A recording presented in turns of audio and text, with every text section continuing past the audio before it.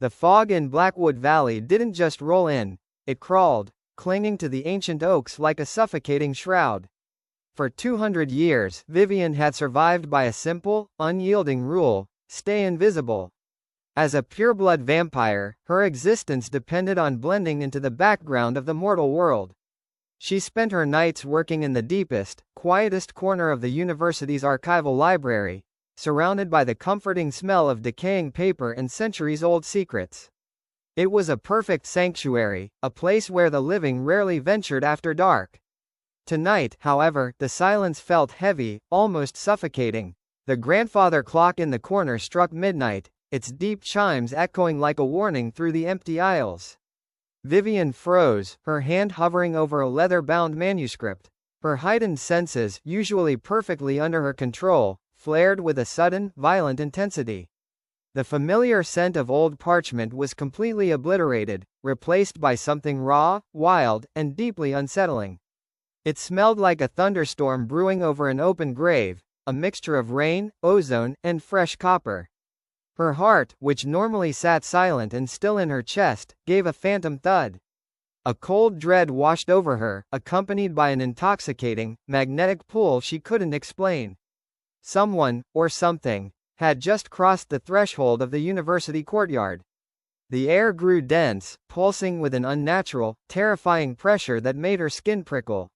She closed the manuscript slowly, her movements deliberate and silent. Shadows seemed to stretch and twist along the stone walls, as if the dark itself was trying to hide from whatever had just arrived. Vivian glided toward the arched stained glass windows, her violet eyes cutting through the gloom. Stepping out of the side exit and into the shadowed courtyard, the cold air hit Vivian's pale face. The mist was thicker here, swirling around the Gothic pillars like restless spirits. She pulled her dark cloak tightly around her shoulders, her eyes scanning the dense tree line that bordered the campus. Every instinct screamed at her to retreat, to vanish into the safety of the catacombs beneath the library. But the scent was too commanding, a hypnotic lure drawing her forward into the dark. Then, the silence of the night was shattered. A heavy, uneven footstep echoed against the cobblestones, followed by a wet, ragged gasp. Vivian melted into the deep shadow of an archway, her breath catching. From the veil of white mist, a massive shape materialized. He didn't look entirely human. He was a towering figure, his dark jacket torn to shreds, dripping with fresh, steaming blood that didn't belong to him. He swayed on his feet, yet his posture possessed a terrifying, lethal grace.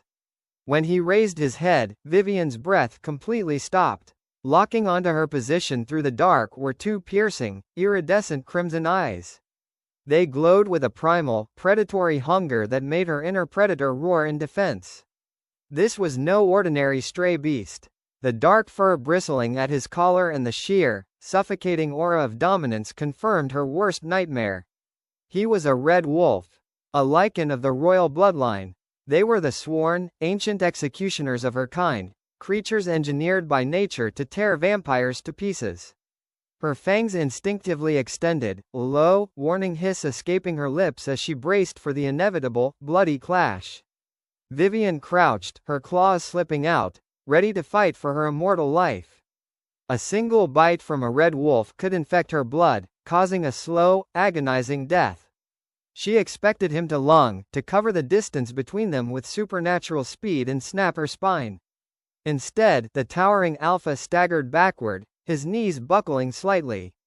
He gripped his left side, where a gruesome, sizzling wound burned through his flesh. It was a silver-tipped wound, weeping black fluid and smoking against his skin.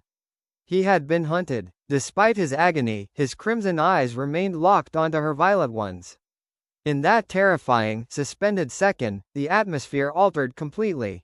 The mutual hatred that should have driven them to kill each other evaporated, replaced by a violent, magnetic spark.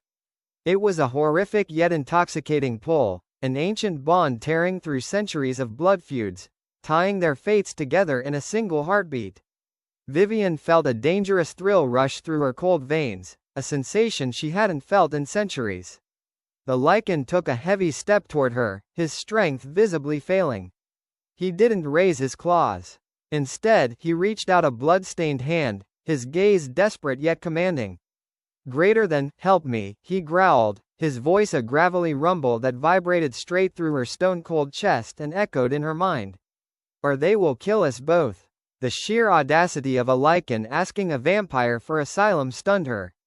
Vivian stood frozen, caught between the instinct to flee and an inexplicable, overpowering urge to save the monster standing before her. Before Vivian could make a choice, a blood-curdling howl echoed from the deep woods, cutting through the fog like a jagged blade. It wasn't the howl of a wolf, it was the coordinated, chilling call of the Silver Vanguard, the fanatical faction of human hunters who tracked supernatural beings for sport and slaughter. The heavy, rhythmic thud of armored boots and the distant clicking of crossbow bolts being loaded echoed from the edge of the campus. They were close, and they were tracking the heavy scent of the Alpha's blood. The red wolf growled, a sound of pure frustration and pain, as his legs finally gave out. He collapsed against the stone pillar near Vivian, his breathing shallow, his crimson eyes beginning to lose their fierce luster. If the hunters found him here, they would find her too.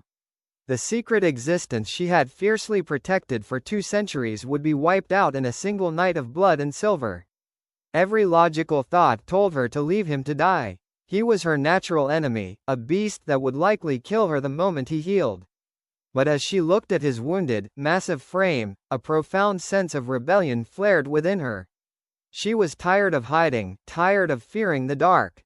And beneath that fear was the undeniable, terrifying pull connecting her to him.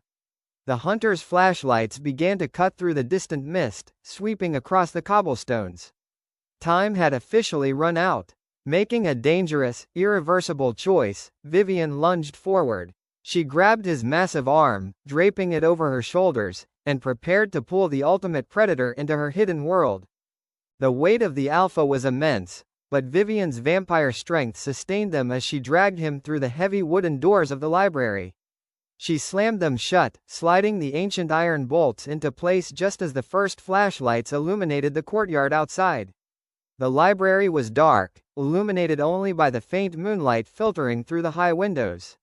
She couldn't stay on the main floor. The hunters would check the campus buildings eventually.